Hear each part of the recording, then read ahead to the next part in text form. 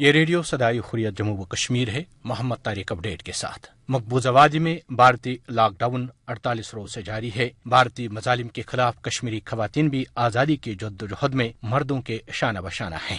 پنزگام کپواڑہ میں crack down کے دوران بھارتی دہشت گرد فوج نے گھروں میں گھس کر بڑے پیمانے پر توڑ پھوڑ کی ہے۔ اس دہشت گردی کی تصاویر سوشل میڈیا پر وائرل ہو گئی ہیں۔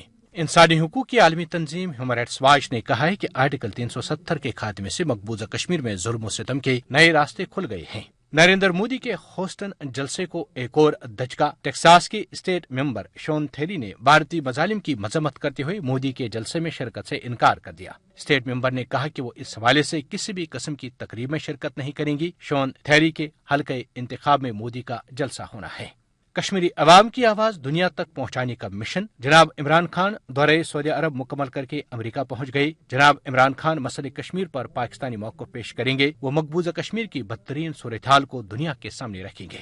ایک کشمیری نوجوان نے عمرے کی سعادت کے دوران پاکستانی وزیر خارجہ کے ساتھ ملاقات کر کے انہیں مقبوضہ کشمیر کی سنگین صورتحال سے آگاہ کیا ہے۔ جناب شاہ محمود قریشی نے پلوامہ سے تعلق رکھنے والے نوجوان کو یقین دلایا ہے کہ پورا پاکستان حق خود ارادت کے حصول تک اہل کشمیر کے ساتھ کھڑا ہے۔ اس ملاقات کی ویڈیو سوشل میڈیا پر وائرل ہو گئی ہے۔ خبریں ختم ہوئیں۔ مقبوضہ کشمیر میں لاک ڈاؤن کا 48واں روز۔ نریندر مودی کے 5 اگست کے اقدام اور مقبوضہ کشمیر کی کشیدہ صورتحال پر کنوینر مسلم لیگ جموں کشمیر محترم اشتیاق حمید صاحب نے اپنے خیالات کا اظہار کرتے ہوئے کیا کہا، سماعت فرمائیے۔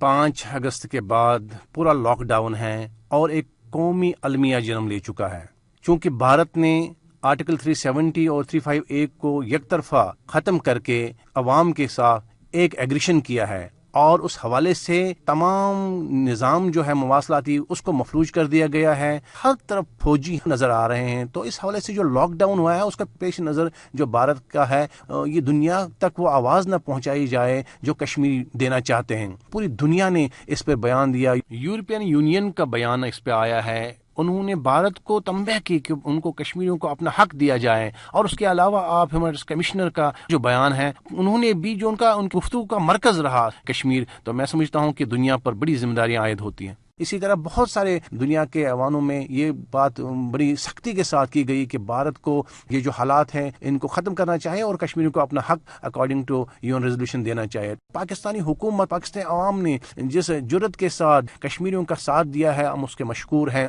یہ تھے کنوینر مسلم لیگ جموں کشمیر محترم اشتیاق حمید صاحب، جنہوں نے کشمیر پر عالمی حمایت کے حوالے سے پاکستان کے کردار اور کوششوں کی تعریف کرتے ہوئے پاکستان کا شکریہ بھی ادا کیا۔